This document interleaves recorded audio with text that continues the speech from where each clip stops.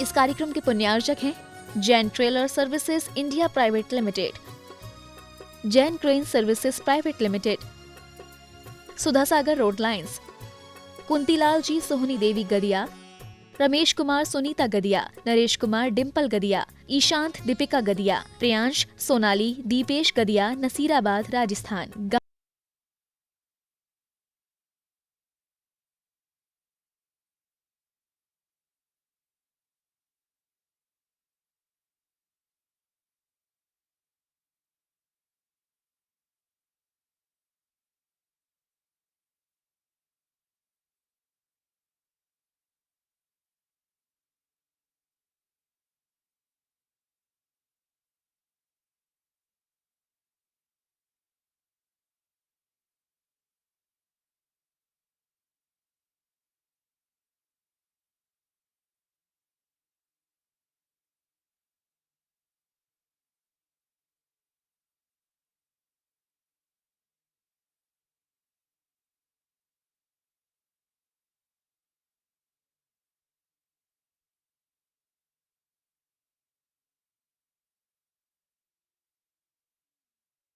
मुनि श्री निष्कंप सागर जी महाराज की जय। चरगवा से प्रबल जनन की जिज्ञासा है। महाराज श्री के चरणों में त्रिवार नमोस्तु।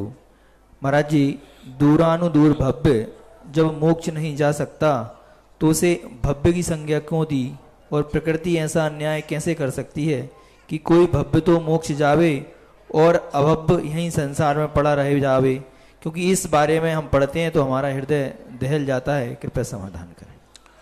स्वभावो तर्क गोचरो, स्वभाव जो है अतर्क गोचर होता है, क्योंकि वो प्रकृति अनादि अनंत काल से जो वस्तु की व्यवस्था है उसको हम कितनी भी परेशानियां महसूस करें उसको बदल नहीं सकते। कितना अच्छा होता है कि ये दो आंखें सामने लगी हैं, कितनी व्यर्थ की हैं, फालतू की हैं। एक आंख आगे लग जाती, एक पीछे लग जाती तो पीछे एक्सीडेंट से तो बच जाते।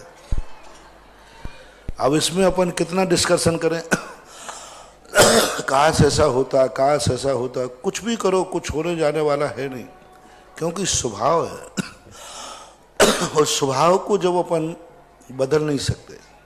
अब उसमें दूरान दूर भव्यपना ऐसा पड़ा हुआ है, अपने आप कुछ नहीं कर सकते अपन, क्योंकि अनादि अनंत काल की जो अवस्था है, प्रकृति भी तो स्वभाव का ही नाम है।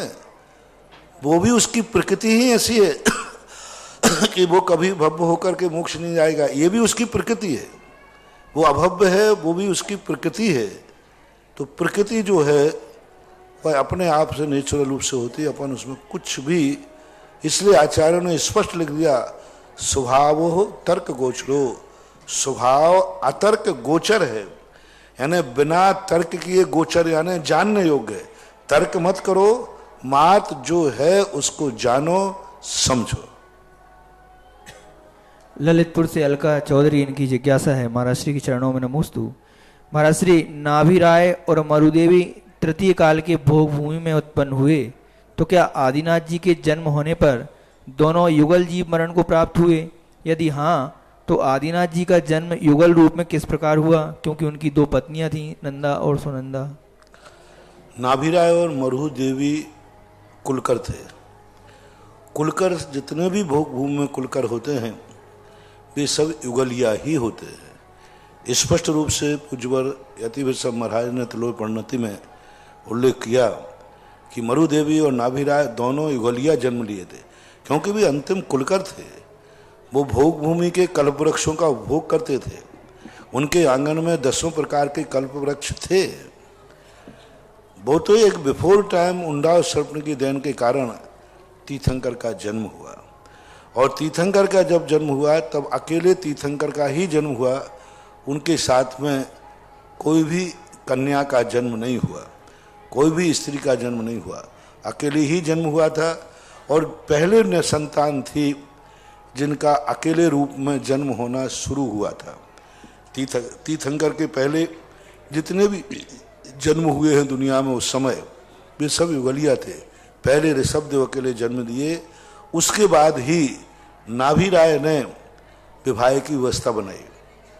नाभि राय ने ही ये जो जितने विवाह आदि संबंध हैं ये सब नाभि राय के बनाए हुए हैं। और नाभि राय ने जो विवाह अपने बेटे ऋषभदेव का किया वो विजयार पर्वत में विद्याधर श्रेणी से एक ही राजा की 2 कन्याओं से विवाह किया था। ये दोनों सगी बहनें थी, नंदा और सुनंदा। और इनका विवाह जो ऋषभदेव से हुआ उसके बाद जाकर के विद्याधर श्रेणियों के लोगों का एक प्रकार के आवागमन व्यवहार चालू हुआ, क्योंकि उसके पहले विद्याधर लोग यहाँ व्यवहार नहीं बनाते थे, क्योंकि विद्याधर श्रेणी में सदा कर्म भूमि रहती है, सदा मोक्ष के दरवाजे खुले रहते हैं। मुनिराज भी वहाँ होते हैं, एलक छुल्लक भी होते हैं, त्यागी वृत्ति भी होते हैं, श्रावक भी होते हैं, मंदिर भी, जिन चैत्यालय आदि सब होते हैं। जैसे अपने यहाँ अभी व्यवस्थाएं हैं ऐसी चतुर्थकालीन व्यवस्थाएं विजयार पर्वत में होती हैं। विजयार श्रेणी में वहाँ के लोग भोग भूमि में आना जाना बंद था, क्योंकि भोग भूमि में वो विद्याधर लोग शौक से घूमने आए तो आए, संबंध नहीं बना सकते।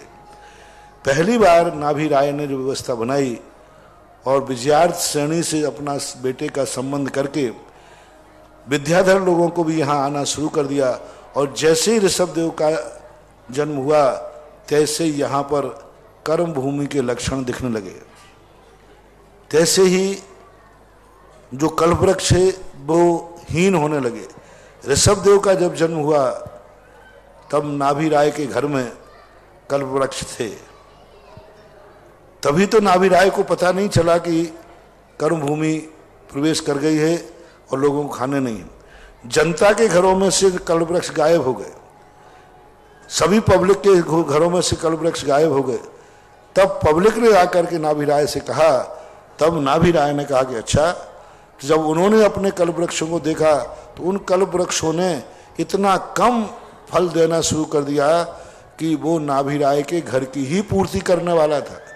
उन्होंने ये भी प्रयास किया कि हमारे आंगन में जो कल्पवृक्ष हैं इन कल्पवृक्षों से हम भोग सामग्री, भोजन सामग्री लेकर सबको बांटे। लेकिन उन कल्पवृक्षों ने मात्र उतना ही भोजन दिया जितना कि नाभि राय के लिए आवश्यक था। और नाभि राय के बाद फिर जो व्यवस्थाएं हुई वो सबको मालूम ही है। इंदौर से महेंद्र जैन पत्रकार, इनकी जिज्ञासा है, महाराज श्री के चरणों में नमोस्तु। महाराज श्री, अच्छा स्वास्थ्य और उच्च कुल पाना और उसका सही उपयोग होना सिर्फ स्वप्न की तरह लगता है। अब व्यक्ति जिससे इस प्रकार का संयोग प्राप्त हो सकता है, कृपया मार्गदर्शन करें। स्वप्न जैसा तो नहीं लगता, थोड़ी सी सावधानी रखना है। सबसे पहले तो हमें एक व्यवस्था को समझना है, कुलाचार को। कर्म ने हमें जिसके योग्य समझा था उस कुल में हमें जन्म दे दिया। कर्म ने समझा था कि तुम जैन कुल के लायक हो, क्योंकि तुमने पूर्व भाव में अच्छे आचरण किए, रात्रि भोजन नहीं किया, बिना छना पानी नहीं पिया, अभक्ष सेवन नहीं किया, कोई अनैतिक ऐसे कार्य नहीं किए, तो कर्म ने तुम्हारे लिए जैन कुल में जन्म दिया। कभी तुमने नियम लिया होगा अंत में कि हे भगवान, किसी भी रूप में हो लेकिन ऐसे कुल में हो जहाँ मैं अभिषेक कर सकूं, ऐसे कुल में हो जहाँ मुनिराज को आहार दे सकूं, ऐसे कुल में हो जहाँ मैं पंचकल्याणक का इंद्राणी बन सकूं। ऐसी कोई निदान भावना अपने वायु, निदान बंद नहीं, निदान भावना कहलाती है। निदान बंद अलग है, निदान भावना अलग है। तो ऐसी निदान भावना भाई हो कि भगवान, कभी तुम पहले पूर्व में विधान में बैठे होगे और सोचा होगा कि हे भगवान, मेरा मरण होने के बाद मैं ऐसे कुल में जाऊं जिससे मैं फिर से ही ऐसे विधानों में बैठकर भगवान तेरी पूजा कर सकूं। कभी आहार देते समय ये भाव आता हो कि भगवान, जन्मांतरों में भी मैं ऐसे कुल में जन्म लूं, और उसी के अनुसार कर्म हमें जन्म देता है। तो हमें इतनी ध्यान रखना है कि कर्म ने जब हमें इस कुल के योग्य समझा है, आचार है, हम उस कुलाचार का पालन करेंगे। यदि व्यक्ति अपने कुलाचार का पालन करता है तो कर्म कृष्ण से जो तुम्हारे लिए उच्च गोत्र, उच्च कुल मिला है, यह पूर्णतः अच्छी तरह से पालन करने लग जाए। तुम्हें अपनी तरफ से कोई नियम मत लो, कोई तुम्हारे लिए नियम नहीं लेना है तो मत लो, लेकिन कुल के आचरण का पालन करो कि तुम्हारी कुल की वंश परंपरा क्या है, तुम्हारे जैन कुल का आचार विचार क्या है, जैन कुल की दैनंदिनी क्या है, जैन कुल की दिनचर्या क्या है। धर्म की दृष्टि से नहीं कह रहा हूं, धर्म की दृष्टि तो आपके अभी तो मात्र आपको इतना देखना है कि कर्म ने जब हमें जैन कुल दिया है तो हम अपने जैन कुल करूंगा, उससे धर्म से कोई मतलब नहीं है। फिर यदि तुम्हारे मन में सद्बुद्धि जागे तो अपना पुरुषार्थ करके इसी जैन कुल में जो सबसे उच्च आचरण किए जाते हैं उनके लिए यदि पुरुषार्थ करो तो ये तुम्हारी मेहरबानी है। लेकिन जैन कुल को सुरक्षा करने के लिए आपको सबसे पहले अपने जैन कुल के आचरण कैसे होना चाहिए। कोई भी कार्य करो, हर क्रिया करते समय भोजन करने बैठो तो पूछो, थाली में देखो जैन कुल के अनुसार ये भोजन है कि नहीं। आप गृहस्थ कोई कार्य धंधा करते हो तो तुरंत सोचो ये धंधा क्या मेरे जैन कुल के अनुसार है। आप शादी विवाह करते हैं, उसके लिए कोई विवाह करते समय आप संबंध बनाते हैं तो विचार करो क्या इस प्रकार के इस कुल से संबंध बनाना जैन कुल के लिए ठीक है। क्या जैन कुलीन बच्चा और बच्ची अपना साथी इस प्रकार के कुलों से ला सकता है, इस पर विचार करो। इसी प्रकार जब शादी विवाह कार्यक्रम करो तो उसमें सोचो कि वो कार्यक्रम जैन कुल के रीति रिवाज के अनुसार है कि नहीं, या जैन कुल की मर्यादा को भंग कर रहे हैं। जहां जैन कुल की मर्यादा भंग होने लग जाए वहीं उस कार्यों के लिए आपको सोचने लग जाए। इतना सा थोड़ा सा आचार विचार आप लोगों के अंदर आ जाए तो आपको जो कुछ मिला है यह बहुत अच्छी तरह जन्मांतर तक भी सुरक्षित रह सकता है। कोई कठिनाई नहीं, कोई स्वप्न नहीं। और स्वप्न की क्षत्रिय जैन वही कहलाता है, जीवन एक स्वप्न है जिसे साकार करना है। ऑनलाइन जिज्ञासाओं के बाद यहाँ उपस्थित सभी श्रावक श्रावकाएं और जिनवाणी चैनल और सुधा कलश चैनल के माध्यम से देख रहे देश विदेश के श्रावक श्रावकाओं की ओर से परम पूज्य श्री के चरणों में कोटि है नमोस्तु नमोस्तु गुरुवर। आज की प्रथम जिज्ञासा के लिए हमने कराओ श्रीमान सिंह जी ये नलोरा वाले, और उसके बाद तैयार रहेंगी व्रती श्राविका श्रेष्ठी श्रीमती सुशीला जी पाटनी किशन।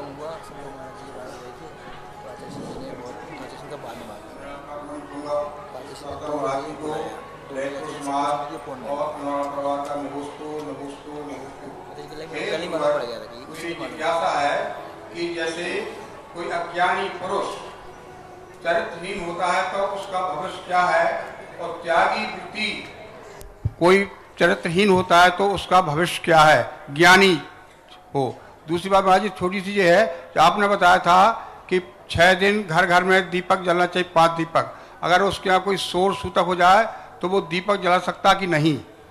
पहला प्रश्न है कि अज्ञानी का जो चरित्रहीनता है, अज्ञानी जो उन्मार्ग पे गया है वह उसकी अज्ञानता के कारण से वो गया, या फिर अज्ञानता होने के बावजूद भी वह जानता हुआ गया।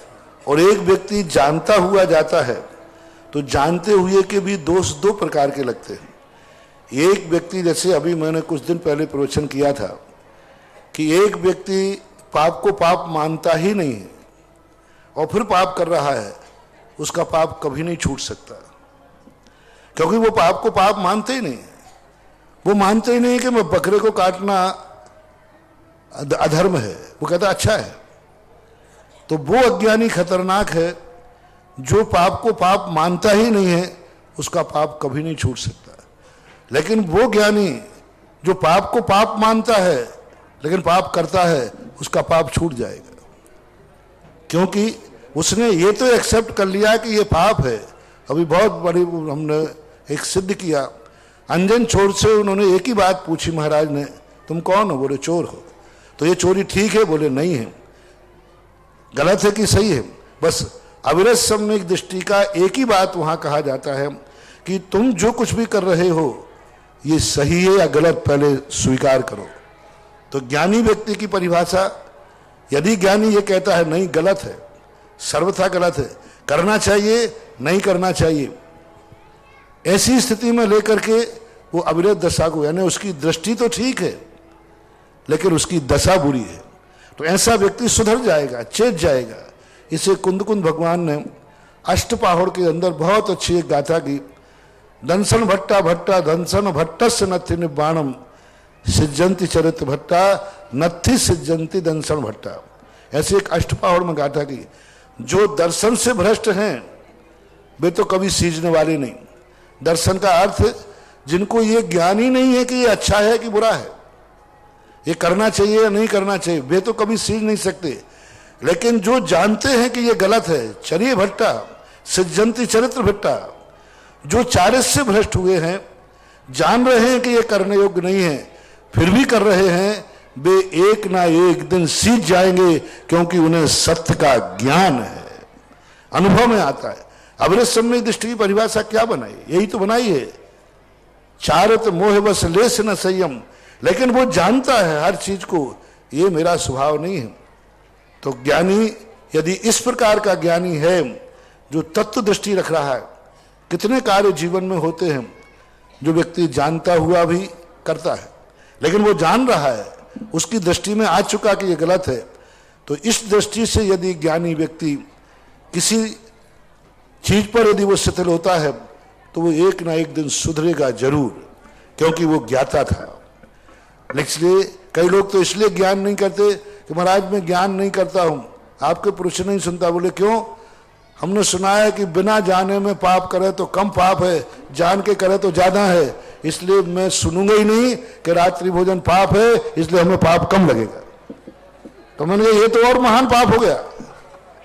इसलिए नहीं जानना कि मुझे नहीं, ऐसी बात नहीं है। जान करके यदि दोष लगता है तो वो कम से कम ज्ञाता तो है, उसको फीलिंग तो आएगी बार बार उसको कि ये गलत है, नहीं करना चाहिए। वो एक दिन छोड़ देगा। और जो इसको गलत नहीं मान रहा है वो कहेगा ये गलत है ही नहीं, तो वो तो डूबता ही डूबता जाएगा।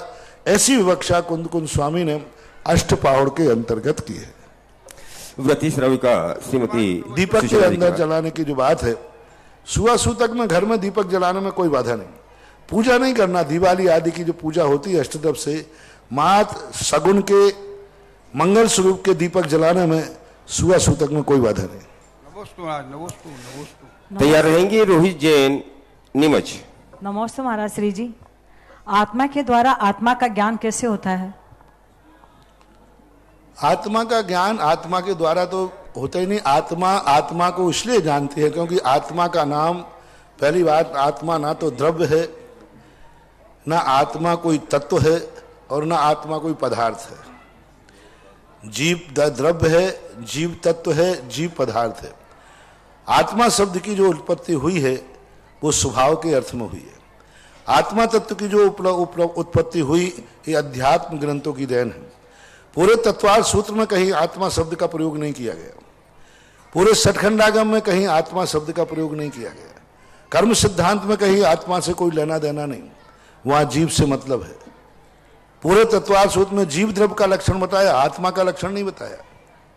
जीव द्रव्य का उपयोगो लक्षणम, जीव द्रव्य का लक्षण है। उधर द्रव्य का लक्षण बताया तो उत्पाद व्यय ध्रुवयुक्तम शत, लेकिन आत्मा की जो उपलब्धि हुई ये अध्यात्म की देन है, ये आध्यात्मिक शब्द है। क्योंकि आत्मा को ना तो अध्यात्म को ना तो द्रव्य से मतलब है, ना तत्व से मतलब है, ना पदार्थ से मतलब है। अध्यात्म को तो मां स्वभाव से मतलब है। तो आत्मा वस्तु का स्वभाव होता है, और स्वभाव का अर्थ, स्वभाव उत्पाद व्यय ध्रुव से परे, वो टंकोत्कीर्ण होता है, परम पारणामिक होता है, पर निरपेक्ष होता है। वो मात्र एक टंकोत्कीर्ण ज्ञायक पिंड स्वरूप होता है। ज्ञायक जो स्वभाव है आत्मा का, जीव का लक्षण नहीं। जीव का लक्षण ज्ञान दर्शन है, जीव का लक्षण ज्ञाता दृष्टा नहीं है। ज्ञाता दृष्टा आत्मा का स्वभाव है, जीव का स्वभाव नहीं। जीव का लक्षण तो जानना और देखना है, ये जीव का लक्षण तो ज्ञान और दर्शन है। लेकिन स्वभाव क्या है? ज्ञाता दृष्टा, ज्ञायक भाव। तो ज्ञायक भाव जहां आएगा वहां जीव नहीं आएगा, जीव तत्व नहीं आएगा, जीव पदार्थ नहीं आएगा, वहां आत्मा आएगा। क्योंकि आत्मा का स्वभाव मात्र ज्ञायक स्वभाव है। ज्ञायक का अर्थ होता है मात्र उसमें वो जान नहीं रहा है, जानने में आ रहा है। जान रहा है ये ज्ञान भाव है। और जानने में आ रहा है ज्ञायक भाव है। तो आत्मा का लक्षण, जीव का लक्षण जानो देखो, आत्मा का लक्षण जानो मत देखो मत, जो जानने में आ रहा है उसका अनुभव करो। तो जब व्यक्ति ज्ञान को पदार्थ की तरफ जानने के अभिमुख करता है तब वो ज्ञान भाव रूप होता है, और जब पदार्थ उसके ज्ञान में प्रतिबिंबित हो जाते हैं, साक्षी बन जाता हुआ है, मात वो देख रहा है, देखने का भाव नहीं है, दिख रहा है, देख रहा है। ये जीव जहां जहां देख रहा है वहां शास्त्रों में जीव देख रहा है, जीव जान रहा है, जीव सुन रहा है। लेकिन जब आत्मा की चर्चा आएगी तो जीव देख रहा है, जीव सुन रहा है नहीं, आत्मा साक्षी है, जो कुछ उसके ज्ञान में आ रहा है वो दिख रहा है। इसलिए आत्मा शब्द, आत्मा को जानने का अर्थ होता है वह अपने आप में स्थिर हो गया, वो किसी को नहीं देखता, सब कुछ उसमें दिखता रहता है। तो ऐसे अपा अपम में रहो, ऐसा जो पूज्यवर नेमिचंद महाराज ने द्रव्य संग्रह में कहा कि तुम अपा अपम में रहो, यानी तुम मां साक्षी बन जाओ, दुनिया को जानने का भाव मत करो। तुम्हारा गे ज्ञायक संबंध नहीं हो, गे ज्ञाता गे की तरफ ना जाए, गे ज्ञाता में झलकने लग जाए। इसलिए उन्होंने अध्यात्म ग्रंथों में आत्मा में स्थिर हो जाओ, सारी दुनिया दर्पण के समान तुम्हारे ज्ञान में झलकेगी। दर्पण तले सकला प्रतिफलंती मालिका यस्य, पूज्यवर अमृतचंद सूर्य महाराज ने कहा तुम उस आत्मा में लीन हो जाओ कि सारे पदार्थ दर्पण पदार्थ की तरफ नहीं जाता, पदार्थ दर्पण में आके झलकते हैं। ऐसा ही तुम्हारी आत्मा में सारी दुनिया झलकेगी, पर तुम्हें खबर नहीं रहना चाहिए, तुम्हारे अनुभव में नहीं आना चाहिए सारी दुनिया झलक रही है। पूज्यवर कुंदकुंद भगवान ने नियम सार के अंदर लिखा कि केवली भगवान जब अपने आत्मा में लीन हो जाते हैं उनको खबर ही नहीं है कि तीन लोक में क्या होता है। अपन रट लगाए रहते हैं, जाने एक ही काल प्रकट केवली भगवंता, भगवान तीनों काल की त्रिकाल पर्यायों को जान रहे हैं, ये अपना कहना है। भगवान से पूछा आप क्या जान रहे हैं, बोले मैं कुछ नहीं जान रहा हूं। भगवान कुछ नहीं जानते, ना इस काल को जानते, ना उस काल को जानते, ना परकाल को जानते। भगवान तो मात्र अपनी आत्मा को जानते हैं।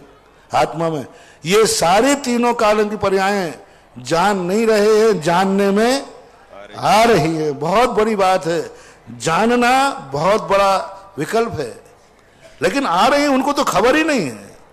एक भी पर्याय का दुनिया में कहां क्या है भगवान को कुछ भी अनुभव में नहीं आता, वो अपन से ज्यादा अज्ञानी है। अपन को तो मालूम है कि बिजौलिया कहाँ है, अनुभव में भी आ रही, हमारे अनुभव में आ रही कि पंचकल्याण का मंडप है, ये बनारस है, पंचकल्याण अनुभव में आ रहा है, लेकिन भगवान के अनुभव में नहीं आ रहा। ज्ञान में सब झलक रहा है, अनुभव में तो उनका स्वयं चतुष्टय आता है। अपने आत्मा का जो एक ज्ञायक पिंड स्वरूप है आत्मा का, उनके ज्ञान में आत्मा ही झलकती है और वही उनका अनुभव करते हैं।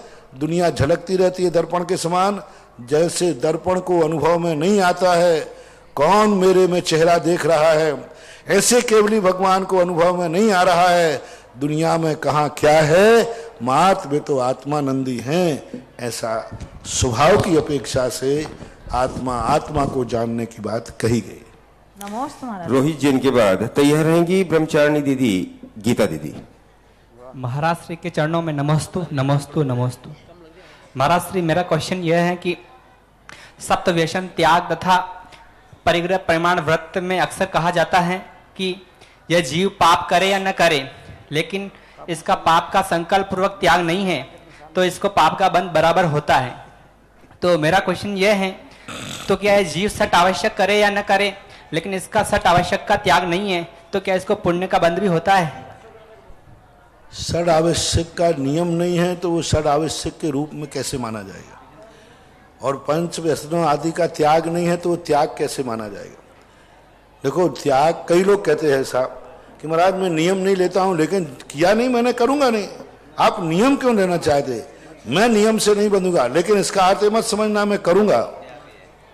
मैं ये पाप करूंगा, मैं रात में नहीं खाऊंगा लेकिन नियम नहीं लूंगा, मैं चोरी नहीं करूंगा नियम नहीं लूंगा, मैं झूठ नहीं बोलूंगा लेकिन नियम नहीं लूंगा। तो जिनवानी कहती है नियम लेने में आपको दिक्कत क्या है? बोले बस नियम नहीं लेना, करूंगा नहीं। तो उसके लिए मैं एक छोटा सा उदाहरण दिए देता हूं। एक व्यक्ति ने बैंक में पैसा जमा किया सेविंग खाते में, एक व्यक्ति ने बैंक में जमा किया एफडी में, और दोनों 8 साल के बाद निकालने के लिए गए और दोनों ने पैसा नहीं निकाला। एक व्यक्ति को 1 लाख रुपए का 1.25 लाख रुपया मिला और उसी तारीख में उसके दोस्त ने जमा कराया था, उसको 1 लाख के 2 लाख मिले। उसने क्लेम किया कि भाई ये पक्षपात क्यों, आप दोनों की जमा करने की तारीख देखिए क्या है। बोले दोनों की जमा करने की तारीख एक है, निकालने की तारीख दोनों की एक है, पर ये पक्षपात क्यों? बोले साहब इसने 8 साल के लिए कह दिया था मैं 8 साल तक इसको निकालने नहीं आऊंगा, तो मैंने इसके पहले से पैसे से 8 साल में 1 लाख से 4 लाख कमा लिए, इसको 2 दे दिए। और तुम ये कह के नहीं गए थे तुम सेविंग खाते में डाले, मैंने तुम्हारे पैसे का उपयोग ही नहीं किया क्योंकि पता नहीं कब तुम टपक जाओ मांगने के लिए। तुमने तो आज जमा किए, कल लेने आ जाते, परसों लेने आ जाते, तो मैं तुम्हारे पैसे का निश्चिंत रूप से उपयोग नहीं कर पाया। और तुम्हारा पैसे का हमें हमेशा एक ही बात रहती, ये कभी भी आ सकता है सेविंग खाते में। तो बस ये उदाहरण सबसे सरल है। जो नियम नहीं लेते हैं फिर भी पाप नहीं करते हैं, उनको सेविंग खाते के समान पुण्य लगेगा, और जो नियम लेकर के करते हैं उनको एफडी के बराबर पुण्य लगेगा। दोनों का एक स्वरूप, दोनों में कोई अंतर नहीं है। दोनों बिल्कुल नहीं किया, जिंदगी में नहीं किया, लेकिन एक का एक मिलेगा, ठीक है। लेकिन उसने संकल्प किया कैसी भी परिस्थिति आ जाए मैं नहीं करूंगा। ऐसा ही षडावश्यक कोई जीवन में पाल रहा है लेकिन नियम लिखे नहीं करता, मंदिर आ रहा है, पूजन कर रहा है, लेकिन नियम नहीं है, तो उसको सेविंग खाते के समान पुण्य मिलेगा, सेविंग खाते के समान छोटा ब्याज मिलेगा। और संकल्प लेकर करता है तो एफडी का पुण्य मिलेगा। शायद इस उदाहरण से सारे जगत को समझ में आ गया होगा। देखिएगा परम पूज्य महाराज से हर जिज्ञासा का समाधान करते हैं। मैं समझता हूं संसार की हो, चाहे आगम के अनुसार हो, आपके परिवार की हो, समाज की हो, देश की हो, ऐसे ही इस क्षेत्र पर बनने वाले सहसकूट जिनालय और नंदीसर जिनालय का कल मध्याह्न में 1 बजे शिलान्यास है और परम पूज्य महाराज के सानिध्य में शिलान्यास का कार्यक्रम लाइव टेलीकास्ट के माध्यम से पूरे देश विदेश के लोग भी देखेंगे। मैं आपसे कहना चाहता हूं यदि आपने नंदीसर जिनालय नहीं लिखाया है तो लिखा सकते हैं। सहसकूट जिनालय में अगर प्रतिमा नहीं लिखाई है तो लिखा सकते हैं, क्योंकि कल जब शिलान्यास होगा तो ऐसा मांगने का अवसर शायद हमें मिला नहीं मिला, क्योंकि आज मनुष्य जीवन मिला है, मानव पर्याय मिली है, कल मिलेगी कि नहीं मिलेगी। हमने बहुत सारे क्षेत्रों की वंदना की है, लेकिन क्षेत्र देख करके मन तो प्रफुल्लित होता है। क्या कभी विचार किया क्षेत्र बने कैसे होंगे? हमारे आंखों के सामने बनने जाना है, तो कल हम उसके साक्षी बने और 1 बजे अभी तुरंत जैसे ही भाव बने 1 नंदीसर जिनालय की घोषणा और हमारे पास आई। श्रीमान धर्मचंद जी, श्रीमती सुशीला देवी, श्रीमान नीलेश जी काला, श्रीमती नेहा जी काला, कुमारी तरुणिका जैन, अमरवासी वाले काला परिवार बिचौलिया, जिनने 25 कलश की राशि से 1 नंदीसर जिनालय, पूरी बेटी उनकी, शिखर उनकी, कमल उनका, प्रतिमा उनकी, ऐसे परिवार को आमंत्रित करूंगा। हम कमेटी उनका सम्मान करेगी। इन्होंने चातुर्मास में से 11 कलश का कलश स्थापित किया था। ऐसे भक्तों के सम्मान में आप जोरदार ताली हो जाएं। महाराज जी, एक जिज्ञासा मेरे पास आई थी कि जो अनुष्ठान होते हैं, पंचगाहक होते हैं, उन पंचगाहकों में जब सामूहिक भोजन व्यवस्था बनाई जाती है तो जो अशुद्धि में महिलाएं रहती हैं वो भी सामूहिक पांडाल में क्या भोजन करने आ सकती हैं? आती हैं तो उन्हें उसका क्या प्रायश्चित लेना होगा? क्योंकि जब सामूहिक भोजनशाला भोजन करेंगे तो कहाँ किसकी शुद्धि बचेगी? क्या आयोजनों के कार्यक्रमों में ऐसी महिलाओं का प्रवेश होना चाहिए या ग्राउंड में घूमना चाहिए? आखिर क्या करें? इन लोगों को कैसे समझाएं? कृपया समाधान करें। इतना अजूबा है कि जिसकी कल्पना भी नहीं की जा सकती। जब एक अशुद्धि में व्यक्ति घर के भोजन में घर के लोगों के साथ भोजन नहीं कर सकती, तो ये धार्मिक कार्यक्रमों के भोजन में कैसे शामिल हो सकती है? जब स्पष्ट शास्त्र में उल्लेख किया कि अशुद्धि के समय महिला घर के सामूहिक भोजन में चूल्हे पर रोटी जो बनती है उसके साथ भोजन नहीं कर सकती, वहां चौके में नहीं जा सकती, और जो घर के लोग हैं उनके साथ भोजन भी नहीं कर सकती, उसके भोजन की अलग व्यवस्था की स्थिति बनाई गई है। तो इस सामूहिक जो भोजन है, चाहे महावीर जयंती का भोजन हो, चाहे पंचकल्याण का भोजन हो, चाहे चातुर्मासिक भोजन भी क्यों ना हो, लेकिन जो भोजनालय होते हैं सामूहिक, उन भोजनालयों में महिलाओं को उस स्थान पर प्रवेश भी नहीं करना चाहिए। अब व्यवस्था कैसे बनाए? मान लीजिए चातुर्मासिक प्रवचन चल रहा है और भोजन की व्यवस्था है, कोई महिला धर्मशाला में आई है, अशुद्धि की स्थिति है, तो दूसरे लोग उसको भोजनशाला से भोजन ले जाकर के कमरे में दें, लेकिन जहां सभी लोग भोजन करते हो वहां पर उसको सामूहिक भोजन नहीं करना चाहिए। और जब पंचकल्याण आदि के भोजन हो, पूरी समाज की भोजन व्यवस्था होती है, तो ऐसी व्यवस्थाओं में तो सर्वथा नहीं करना चाहिए। महान पाप है जो महिला कभी ऐसे जहां धार्मिक कार्यक्रमों में भोजनालय हो और अशुद्धि के समय भोजन करके आवे, तो उसे महान प्रायश्चित लेना चाहिए। महान दोष है और उस स्थान को पूरा फिर से शुद्धिकरण होना चाहिए। यदि समाज को पता चल जाए कि ये सामूहिक भोजनालय के पंडाल में या हाल के अंदर कोई अशुद्ध महिला भोजन करके गई है, तो सबको भोजन का त्याग करके उस पंडाल की, उस हाल की पूरी शुद्धि करना चाहिए, तभी कहीं वो द्वारा उपयोग में आता है। ऐसी अनहोनी घटनाएं सुनना एक ताज्जुब लगता है। और जब यदि कोई कार्यक्रम, धार्मिक कार्यक्रम की रिहर्सल है, कोई भी कार्यक्रम है, उस कार्यक्रमों में भी आप भाग नहीं ले सकते, क्योंकि ये धार्मिक कार्यक्रम है। मान लीजिए धार्मिक कार्यक्रम में महिलाएं रिहर्सल करती हैं और उस समय कोई भी ऐसी उनके जीवन में अशुद्धि आदि की स्थिति आती है, उसको रिहर्सल में भी नहीं आना चाहिए। पंडाल क्या, मेरा तो कहना है जिस क्षेत्र का धार्मिक स्थान हो, ध्वजारोहण के स्थल के अंदर भी कभी प्रवेश नहीं करना चाहिए। तो धर्मशालाओं तक, टेंटों तक स्थिति अलग है। भोजनालय में, पंडाल में ऐसे लोगों का विचरण करना उनके खुद के लिए हानिकारक है। दूसरे को तो नुकसान नहीं होगा क्योंकि उनको मालूम नहीं है, लेकिन जो कर रहा है उनको बहुत बड़े बड़े दोष बन सकते हैं और ऐसे अशुभ कर्म के उदय आ सकते हैं जिन कर्मों को फिर काटने का कोई उपाय नहीं, निधत्त निकाचित कर्मों का बंध हो सकता है। गीता दीदी का प्रश्न इसके पश्चात तैयार है। पूनम जी सेठी, भीलवाड़ा। बोल रहा हूँ। नमोस्तु महाराज जी, नमोस्तु महाराज जी, नमोस्तु महाराज जी। कुबेर जो देव होते हैं, देवों में 11 अंग का ज्ञान होता है, तो वो कुबेर अपने ज्ञान के माध्यम से, और भी 11 अंग 10 पूर्व का ज्ञान होता है, वो अपने ज्ञान के माध्यम से भगवान के समूह शरण की रचना करते हैं, भगवान के विहार की व्यवस्थाएं बनाते हैं। लेकिन पंचम काल में तो 11 अंग का ज्ञान होना इम्पॉसिबल है। लेकिन आज हम सब, पूरा भारत, पूरा विश्व जो देख रहा है, वो कह रहा है कि आज पंचम काल में कुबेर तो है नहीं है, लेकिन ये कौन सा कुबेर आके बैठ गया है, या इनके दिमाग में कौन से कुबेर ने प्रवेश कर दिया है जो इन्होंने ऐसे 225 कमलों की रचना कर दी और पूरे विश्व में पंचम काल में कुबेर का साक्षात अवतरण हो गया है। ऐसा सबको लग रहा है कि नहीं लग रहा? हाँ, बिल्कुल लग रहा है। तो आज पंचम काल में भी ऐसी रचना का कैसे अवतरण हुआ और इसका क्या महत्व है? और जब भगवान विहार करते हैं तो क्या भगवान के विहार के समय में एक ही मुख होता है कि 4 मुख होते हैं? नमोस्तु महाराज जी। प्रथम प्रश्न का जवाब यही है कि पहले ही कुबेर अपनी मर्जी से नहीं करता, कुछ नियोगी दृश्य होते हैं और नियोगी दृश्यों की जो परंपरा मिलती है वो परंपरा से मिलती है। कुबेर अपनी तरफ से नहीं करता कि समोषण कैसा होना चाहिए, एक नियोग है। भगवान के समोषण का एक नक्शा फिट है। भगवान के समोषण के नक्शे के कोई भी अदल बदली नहीं कर सकता। अनादि अनंत काल से जो समोषण बनते आए वही बन रहे हैं, अनंत काल तक बनेंगे। उनमें एक भी छोटा बड़ा कर सकते, लेकिन जो सिस्टम है कि मानस्तंभ होगा, धूलिसाल वन होगा, धूलिसाल कोट होगा, एक कोट होगा, फिर कोटा, इतनी सीढ़ियाँ होंगी, इतने कोटे परकोटे आदि, स्तूप आदि, 12 सभाएं, सब कुछ उनका सेटेड होता है। और वह अपने अवधिज्ञान के माध्यम से उस जो नियोगी रूप समोषण है उसको जानता है।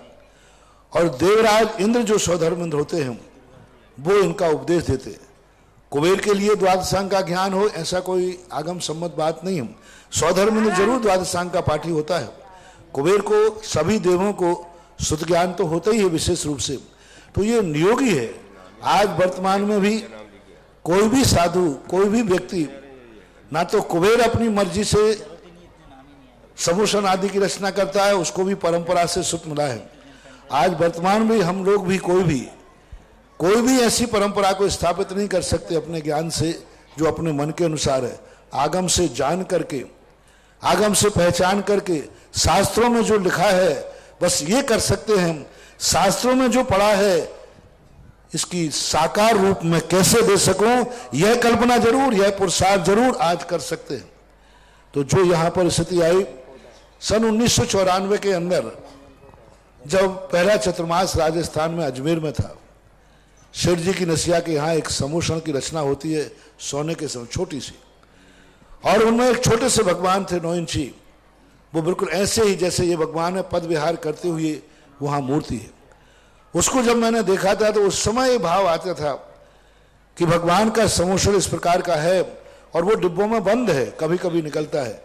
ऐसा कभी रूप बन जाए, कहीं कोई ऐसा निमित्त बन जाए, तो ऐसे निमित्त के लिए ऐसे परिणाम बन जाते हैं कि कहीं पर उजागर हो जाए। अब भगवान की आज तक किसी भी तीर्थंकर की केवल स्थान का पता नहीं चला। आज किसी भी भारतवर्ष में कोई भी ये नहीं कह सकता केवल ज्ञान का ऑन द स्पॉट यह है, ना ऋषभदेव का ना महावीर स्वामी का। स्पॉट नहीं बता सकते कि यहीं केवल ज्ञान हुआ। नगर का नाम आएगा, वृक्ष का नाम आएगा, लेकिन ये बताया कि यहां भगवान बैठे थे और यहां के केवल ज्ञान हुए था। मात्र एक पिझोलिया एक ऐसा तीर्थ है जहां पारसनाथ का ऑन द स्पॉट केवल ज्ञान का स्थल पता है। स्थल ही पता नहीं, चट्टान पता है कहां भगवान बैठे थे। तो ये नियोग यहां के रूप में परिणत था और यही ऐसी स्थिति बनने के परिणाम बनने के भाव थे। परिस्थितियां कुछ ऐसी थी, कुछ परिस्थितियां ऐसी होती हैं कहीं साकार रूप देना चाहें तो अपन नहीं दे पाते, क्योंकि देने में बहुत सारी परेशानियां बनती हैं। परेशानियों का सामना करना पड़ता है, हिम्मत करना पड़ती है। जिस हिम्मत से यहाँ पारसनाथ भगवान बैठे हैं, ये तो मात्र किसी आज के युग की तो समर्थ की बात नहीं है, जरूर पारसनाथ का ही कोई अतिशय और वर्णति रही। मेरे मन में भी अनेक प्रकार के बहुत डर करके, बहुत साहस करके, क्योंकि इस स्थान पर बहुत सारी परिस्थितियां हैं, बहुत सारी प्रतिकूलताएं हैं, और पारसनाथ का तो कोई भी कार्य बिना उपसर के होता ही नहीं, बिना परिचय के होता ही नहीं। और जिन्होंने प्रश्न किया है, सबसे पहले कमेटी के सामने इन्होंने ही प्रश्न रखा था। ब्रह्मचारिणी बहन जो आपसे प्रश्न कर रही है ना, इन्होंने ही एक प्रश्न रखा था कमेटी के सामने, तो मैंने नकार दिया था कि भाई इस प्रश्न का संभव नहीं, क्योंकि कुछ परिस्थितियां ऐसी हैं यहाँ की जिस कार्य को करना संभव नहीं। मुझे मालूम नहीं था, कमेटी ने आगे कहा, मैंने कही हूं, लेकिन फिर जब विचार किया तो ऐसे पुण्य का परिणाम बना कि बिना विघ्न के भगवान पारसनाथ स्थापित हो गए और कोई विघ्न नहीं आया, किसी प्रकार का विपरीत परिस्थिति नहीं आई।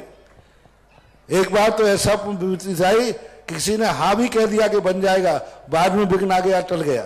फिर बाद में जो सब हुआ वो आपके सब सामने है। एक अलौकिक रचना, वहां जाते ही मुझे आज ही नहीं, जब मैं पहली बार आया था उस समय तो वहां कुछ भी नहीं था। उस चट्टान पर बैठते ही मेरे लिए अनुभूति हुई थी कि हाँ आज भी केवल ज्ञान की वर्णनाएं विद्यमान है। जब भी मैं किसी भी शंका से उलझता हूं, जब भी मेरे मन में कोई शंका होती है, मैं तुरंत कमरे से उठकर वहां जाता हूं। मुश्किल से 5 मिनट ही ध्यान नहीं लगाता हूं, हर शंका का समाधान ऐसे मिल जाता है जैसे भगवान खुद समाधान देते हैं। और एक नहीं 50 शंकाएं मैं समाधान कर देता हूं। और अब तो ये स्थिति हो गई है कि यहां ना भी रहूं, कहीं दूर रहूं, जब भी मेरे मन में कोई विकल्प या द्वंद आता है, मैं तुरंत ध्यान के माध्यम से उस केवल ज्ञान स्थली की चट्टान पर पहुंच जाता हूं और ध्यान करता हूं, मेरी शंका का समाधान ऐसे हो जाता है। तो मैं तो अपने आप के समाधान से, दावे से कहता हूं कि भगवान के केवल ज्ञान में जैसे हर व्यक्ति का संदेह दूर होता है, ऐसी बिजोलिया की उन चट्टानों पर मेरा भी संदेह दूर हो जाता है। ऐसी वह केवल ज्ञान स्थली है, बहुत अलौकिक है, बहुत दृश्य है। और आज उसका जो रूप निखर के आया है वो तो अपने आप में उस स्थान को अमर कर दिया, और अमर ही मेरे लिए करना था। मैं बिजौलिया इस तीर्थ क्षेत्र के लिए नहीं आता हूं, बिजौलिया में उन्हीं चट्टानों के लिए आता हूं। और मैं यात्री से कहता हूं, पूरे बिजौलिया मंदिर के दर्शन करो या नहीं करो, उस स्थान पर जरूर आना। और एक दिन मैंने घोषणा की थी, ये पूरा तीर्थ तो मधुवन है, सम्मेद शिखर तो नदी के उस पार है।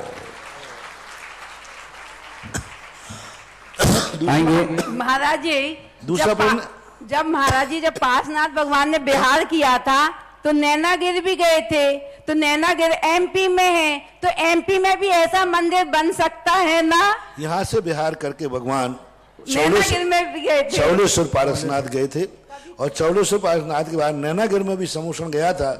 मैं जहाँ रहता हूँ वहाँ की बात बोलता हूँ, आगे की बात की मैं चर्चा नहीं कर। हम लोग भक्त हैं ना, तो भक्तों की भावना, यूपी वालों के मुंह में भी पानी आ रहा है कि हमारे यूपी में भी बनना चाहिए, एमपी वाले के मुंह में भी पानी आ रहा है कि नैनागिरी में, एमपी में भी पार्श्वनाथ भगवान बिहार करके नैनागिरी आए थे, तो एमपी में भी ऐसा ऐसा ऐसा इससे और भी अच्छा मंदिर बनना चाहिए। ऐसी सब एमपी वालों की भावना है, और बनेगा तो उसमें सहयोग हम सब लोग देने के लिए भी तैयार हैं। नमोस्तु महाराज जी, नमोस्तु महाराज जी, नमोस्तु महाराज। आएंगे पूनम जी सेठी, इसके बाद तैयार रहेंगे ब्रह्मचारिणी बहन पुष्पा दीदी। मेरे गुरुवर के चरणों में बारंबार नमोस्तु। गुरुवर, कल नंदीश्वर दीप और पंचमेरु सहस्त्रकूट दोनों का शिलान्यास है गुरुदेव। ये बड़े बड़े दानदाताओं ने तो बड़े बड़े राशियां घोषित कर दी गुरुदेव, लेकिन हम जैसे छोटे आय वाले लोगों के लिए आपके क्या निर्देश हैं गुरुदेव? सबके लिए मैं 2 दिन पहले बोल चुका हूं, जो आ रहे हैं, जो आ चुके हैं, जो आएंगे नहीं, सबके लिए कम से कम ऐसे तीर्थ स्थलों पर जब कोई बड़े विशाल मंदिर का शिलान्यास हो, तो एक आपके यहाँ बहुत अच्छी परंपरा है, मंदिर जब शिलान्यास होते हैं तो ईंटों की व्यवस्था की जाती है, स्वर्ण ईंट, रजत ईंट। कम से कम जब भी शिलान्यास हो, कहीं भी हो, और तुम्हारे कानों में पड़े, तब उस मंदिर में अपनी एक ईंट जरूर लगवाना चाहिए। और अब ईंट का रूप तो मैंने बदल दिया, अब तो शिला का रूप दिया, और शिला का ही रूप नहीं, एक ह्रीम बीजाक्षर हमने दिया आपको। 5 बीजाक्षर होते हैं, और 5 परमेष्ठियों के बीजाक्षर शिलान्यास में स्थापित किए जाते हैं। तो 5 बीजाक्षरों को लेकर के यदि कोई करता है कि 5 परमेष्ठि की 5 शिलाएं, ईंट नहीं ये शिलाएं हैं, और बीजाक्षर हमने इसलिए स्थापित किया कि वो बीजाक्षर यदि आपके द्वारा स्थापित होता है, तो जब भी दुनिया में कहीं भी आपके ऊपर संकट आएगा, आपका ये ह्रीम एंटीना का काम करेगा। जब भी आप पारसनाथ को स्मरण करोगे, इस ह्रीम के माध्यम से जो पॉजिटिव ऊर्जा है वो आप तक पहुंचेगी। वो ईंट रखने की जो परंपरा थी, मंदिर कोई बना रहा है, एक ईंट लगा दिया, वो मंदिर में जो आपकी ईंट लगी है, वो ईंट आपके परिवार को, आपके वंश के लिए कहीं ना कहीं से नर्जन।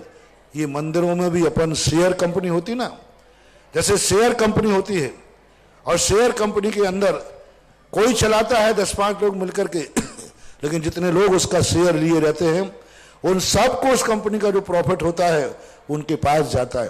ये मंदिर जब तक रहेगा, जितने लोग इनके दर्शन पूजन करेंगे, उस जिसे जितना पुण्य लागेंगे, उसका भाग जिसकी यहाँ शिला रखी होगी, वो ह्रीम उतना बजट उसके खाते में अपने आप भेजता रहेगा।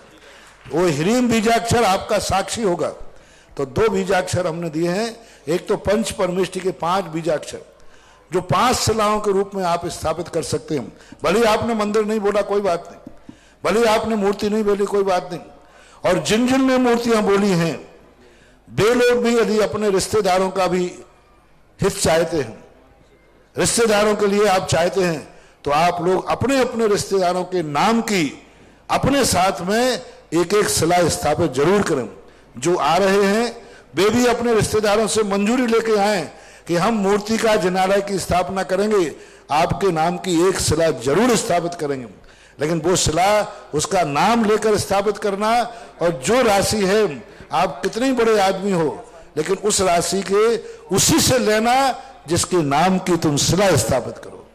तो ये बहुत बड़ा अपने प्राचीन काल से परंपरा चलती आई। तो ह्रीम बीजाक्षर मैंने दिया है। ह्रीम एक सर्व कल्याणी सर्वतोभद्र बीजाक्षर है। हर मंत्र के साथ ओम और ह्रीम, ओम एक प्रणव बीजाक्षर है जो आकाश के समान होता है, सबको समाहित कर लेता है। और ह्रीम एक ऐसा बीजाक्षर है जो सर्वतोभद्र है। हर मंत्र के साथ हर दर्शनकार ओम ह्रीम तो लगाता ही है। तो ऐसा ह्रीम सर्वतोभद्र बीजाक्षर आपके द्वारा स्थापित हो सकता है। व्यवस्था क्या है वो ये बता दें। देखिएगा, ये पावन अवसर मिला है। पुष्पा दीदी के प्रश्न के पहले मैं आपको बता देना चाहता हूं, अगर आप एक बीजाक्षर शिला रखते हैं तो 51 रुपए की राशि है। एक बात बता दूं, परिवार में अगर 10 लोग हैं तो कम से कम एक एक व्यक्ति को भी शिला रखवाना चाहिए। अगर होलसेल में आप पंच परमेश्वरी की बीजाक्षर लेते हो, हिराम, हिरीम, ह्रूम, ब्रोमरा, तो आपको होलसेल में 4000 का डिस्काउंट है, अर्थात 21,000 में 5 शिलाएं हैं। बंधुओं, हम होलसेलर भी बन सकते हैं, रिटेलर भी बन सकते हैं, लेकिन अपने परिवार के नाम की एक शिला जरूर रखना, क्योंकि जीवन में इससे बड़ा पुण्य का योग नहीं होगा। क्योंकि न्यू में जो शिला रखी जाएगी वो न्यू मजबूत होगी। न्यू दिखती नहीं, लेकिन भवन उसके बिना टिकता नहीं है। तो जिन लोगों को भी देना देने, कुछ लोगों ने उस सहसकुट जिनालय में कुछ प्रतिमाएं दी, मैं बता देता हूं। श्रीमती सुनीता जैन निभाई एक जिनालय बनाने की भावना भाई सहसकुट में 1 लाख रुपए की राशि में सौकान संध्या, पीयूष कुमारी रजिता, अजित कुमार स्वर्णवाला, राजकुमार जैन महाजन औरंगाबाद महाराष्ट्र से भी एक जिनालय की घोषणा हुई है। श्रीमती पुष्पा भाई, नाथूलाल जी, रमेश चंद जी, अशोक जी, निरंजन संजय सामरिया इंदौर, सुरेश जी पटवारी के द्वारा हस्ते आइए, जोरदार ताली से अनुमोदन करिए।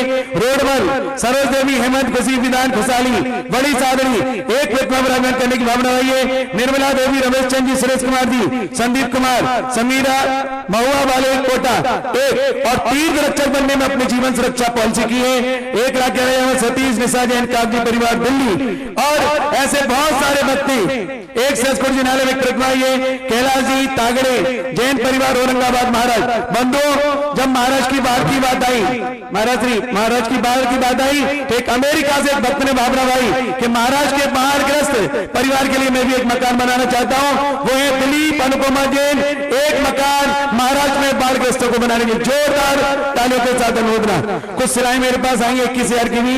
सरोज जैन संजय जैन 21,000 की अलग अलग 5-5 सिलाएं हैं। ऑनलाइन की जितनी सिलाएं आएंगी एक बार बता देना चाहता हूं कि हम लोगों का सौभाग्य इतनी सारी ब्रह्मचारी बहनें और ब्रह्मचारी भाई आए। अगर ऑनलाइन वाले यहाँ नहीं पहुंच सकते तो आपकी सिलाएं ये त्यागी वृत्तियों के हाथ से रखवा दी जाएगी, ताकि आपको लगेगा कि मेरी सिला भी त्यागी वृत्तियों के हाथ से स्थापित हो गई। क्योंकि कल ये शिलान्यास होना है, उसके लाभ से वंचित वाले आप भेजना चाहते हैं ऑनलाइन अपनी जिज्ञासा के पहले हमारे पास भेजेंगे तो हम घोषणा भी कर सकते हैं। आएंगे कल का कार्यक्रम भी मैं बता देता हूं, जिनवाणी चैनल पर 1:30 बजे से यहां पर कार्यक्रम प्रारंभ होगा। महाराज श्री ठीक 1:30 बजे मंचासीन हो जाएंगे, महाराज श्री का मंगल प्रवचन होगा। तत्पश्चात हम बैंड बाजों के साथ, गाजे बाजों के साथ जाएंगे और शिलान्यास स्थल पर पहुंच करके आप सब मिल करके साक्षी बन करके अपने हाथों से एक एक शिला स्थापित करने का स्वागत करेंगे। ये कार्यक्रम लाइव टेलीकास्ट के माध्यम से जिनवाणी चैनल पर देश विदेश के लोग भी देख सकते हैं। आएंगे, सुनेंगे हम ब्रह्मचारिणी बहन पुष्पा दीदी का प्रश्न। समय कितने से कितने बजे तक? समय महाराज जी 1:30 बजे से 4 बजे तक ये शिलान्यास कार्यक्रम रहेगा। और पुष्पा दीदी के बाद तैयार आएंगे विपिन जी, दुर्गापुर, वेस्ट बंगाल। साक्षात विराजमान निर्यापक श्रमण मुनि श्री सुधा सागर जी के पावन चरणों में आरिका संघ का और हमारे परिवार की ओर से सादर नमोस्तु नमोस्तु नमोस्तु। महाराज जी, ऐसी जिज्ञासा है कि महाराजा आदिनाथ ने जगत के लिए असी मसी कृषि विद्या, वाणिज्य और शिल्प का उपदेश दिया, जो उनके जीवन के निर्वाह और निर्माण के लिए था। सभी विद्याओं का कुछ व्यवहारिक रूप तो समझ में आ रहा है, लेकिन विद्या जो कर्म है उसका व्यवहारिक रूप क्या उन्होंने बताया, इसकी जिज्ञासा का समाधान करने की कृपा कीजिए। इनका नाम सठ कर्म रखा है। कर्म जब संज्ञा जुड़ गई है विद्या के साथ, ये तो निश्चित हो गया कि यहाँ ज्ञान से मतलब नहीं है, अध्ययन से मतलब नहीं है। क्योंकि अध्ययन और ज्ञान के साथ कर्म नहीं जुड़ता। और कर्म का अर्थ होता है जो आजीविका के लिए किया जाए, जो मात्र रोजी रोटी के लिए किया जाए वो। तो प्राचीन काल से विद्या का अर्थ होता था जितनी कलाएं होती, आज वर्तमान में से IIT बोलते हैं। जो कलाएं, जैसे बहुत सारी गंधर्व कलाएं हैं और भी जो कलाएं थी जिनके माध्यम से आजीविकाएं की जाती थी, इसलिए उन्होंने जब वर्णों की व्यवस्था के अनुसार विद्या और शिल्प तृतीय वर्ण के लिए कार्य सौंपा। तो विद्या का अर्थ ही मात्र लेना चाहिए ये जितनी कलाएं हैं जो नाट्य कलाओं के अंतर्गत आती हैं। नाट्य कला है, गंधर्व कला है, वाद्य कला है, ये जो जादूगर लोग दिखाते रस्सी पे चलना आदि करना, ये सारी की सारी कलाएं उसके अंतर्गत आएंगी। और शिल्प तो सबको मालूम है। इसलिए विद्या का अर्थ अध्ययन नहीं लेना, स्वाध्याय नहीं लेना, ज्ञान नहीं लेना। विद्या का अर्थ है ऐसी कलाएं जिससे आजीविका चलाई जाए, क्योंकि जैन दर्शन ने स्पष्ट कहा ज्ञान कभी आजीविका का साधन नहीं बन सकता। जैन दर्शन ने ज्ञान को दान में लिखा है, कर्म में नहीं लिखा, जितनी भी चीजें। इसलिए ज्ञान जो है, अध्ययन जो है, ये कर्म की कोटि में नहीं आ सकता, कलाएं ही कर्म की कोटि में आती हैं। इसलिए वहां पर मात्र एक आजीविका, और किसको सौंपा है? क्षत्रिय और वैश्य को नहीं सौंपा, शूद्र वर्ण के लिए व्यवस्था सौंपी है। इससे और सिद्ध हो जाता है कि यहाँ ज्ञान और अध्ययन का मतलब नहीं है।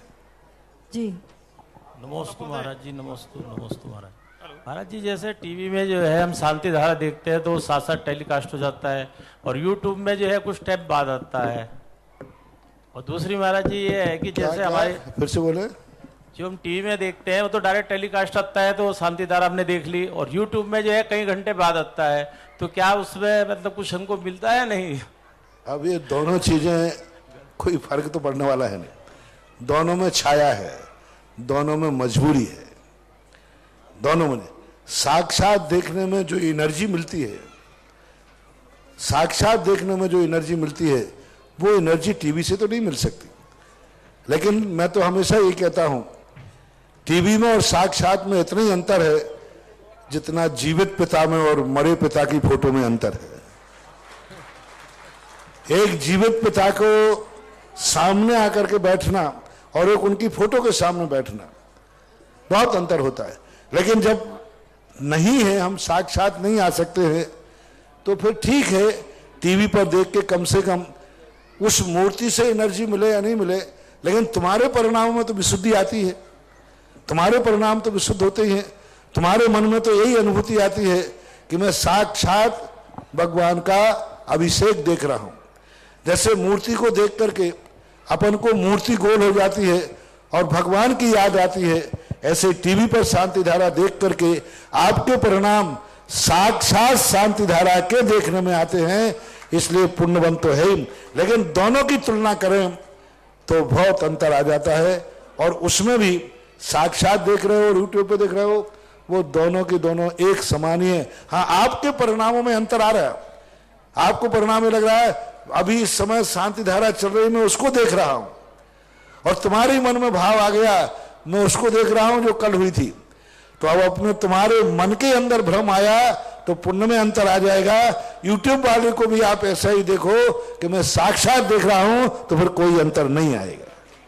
महाराज श्री, जैसे हमारे यहाँ कोई धार्मिक कार्य होता है, जैसे यहाँ पे भी हो रहा है, यहाँ पे लग रहा है बोर्ड की भाई झूठन मत छोड़ो, तो ऐसा मैं ब्याह शादी में जो भी प्रोग्राम है उसको भी करना चाहिए। जैसे यहाँ पे ब्याह खाने के लिए लिखा हुआ है कि भाई झूठा मत छोड़ना, ठीक है, और हमारे यहाँ ब्याह शादी होती है उसमें भी ऐसा होना चाहिए ना? सब में होना चाहिए। हमारे आचार्य ने एक हाई को दिया, साधु का क्षण और अन्न का कण कभी बर्बाद मत करना। तपोदय पासनाथ तीर्थ क्षेत्र पर आयोजित अंतर्राष्ट्रीय स्तर की भव्य पंचकल्याणक प्रतिष्ठा महोत्सव एवं विश्व शांति महायज्ञ में हमारे बीच में पधारे आज मांडलिक क्षेत्र के विधायक गोपाल जी खंडेलवाल, आपने हमारे जो ट्रस्ट के माध्यम से एबीएस स्कूल जो चलता है उसमें एक रोड बनाने की घोषणा की है। प्रारंभ में उन्होंने 5 लाख की स्वीकृति दी थी, हमारे बहुत अनुग्रह के बाद उन्होंने 10 की और आज परम पूज्य मुनि श्री 108 सुधा सागर जी महाराज से प्रभावित होकर 15 लाख रुपए की घोषणा की है। मैं एक बार जोरदार तालियों के साथ आपका स्वागत करना चाहता हूं। साथ ही विधायक साहब एक अपनी शंका भी रखना चाहते हैं, मैं आमंत्रित करता हूं गोपाल जी खंडेवाल साहब। तब तक हमारे विधायक जी आएंगे, तब तक बता देता हूं। एक ऑनलाइन मकान की घोषणा है। रखचंद जी काला, पुष्पा जी काला, विशाल जी काला, श्रीमती हंसिका जी काला, मास्टर हृदय काला, शिलोंग मेघालय से भी जिनाले की घोषणा। ये 5 शिलाएं बाढ़ पीड़ित के लिए एक मकान बनाने की भावना भाई जोरदार ताली के साथ अनुमोदना। एक 5 शिलाओं के सेट की घोषणा सुरेंद्र कुमार जी, विजय चंद जी पंचोरी, बांसवाड़ा खांडू कॉलोनी। 5 शिलाएं गुणमाला जी, बदामी लाल जी, सुमति बेन मेहंदी, मैना बेन, रजनीकांत बागी द्वारा पीडी वाले। 5 शिलाएं हमारी देखो ब्रह्मचारिणी देने यहाँ पे हाजिर थी। ब्रह्मचारिणी प्रभा दीदी, ब्रह्मचारिणी शारदा दीदी, सुमति श्रीमती सुमन लता, श्री ब्रह्मचारिणी सुनीता दीदी, इन्होंने भी 5 शिलाएं विराजमान करने की भावना भाई है। बंधुओं ये मौका मिला है कल का अंतिम गोल्डन चांस है शिलान्यास की शिलाओं का, क्योंकि न्यू जब भर जाएगी फिर आपकी शिला कहाँ लगा पाओगे। न्यू की शिला सबसे महत्वपूर्ण है, बाद में भी आप शिला तो रख सकते हैं जब तक जिनालय पूरा तैयार होगा।